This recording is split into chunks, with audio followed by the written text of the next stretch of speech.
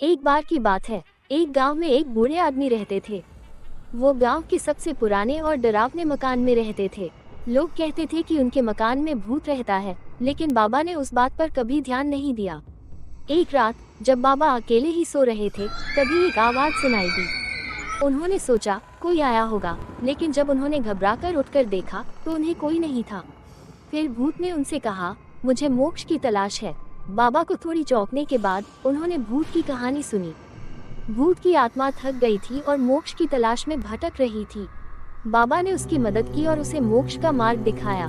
उसके बाद भूत की आत्मा शांति पा गई और बाबा को आभास हुआ कि डर का सच्चा साथ उसकी मदद करने से ही मिलता है। बाबा की यह कहानी गांव के लोगों के बीच धरोहर बन गई। उन्होंने देखा कि डरने से नहीं, बल्कि सहारा देकर दूसरों की मदद करके असली बहादुरी और मानवता दिखाना है। इस कहानी ने उन्हें ये सिखाया कि भूतों के साथ साथ हमें लोगों की आत्माओं को भी सम्मान और शांति देनी चाहिए। बाबा ने भूत की आत्मा को मोक्ष का मार्ग दिखाकर उसे शांति प्राप्त करवाई, जिससे भूत की आत्मा आनंदित हुई और बाबा की योग्यता और दया का सबूत मिला।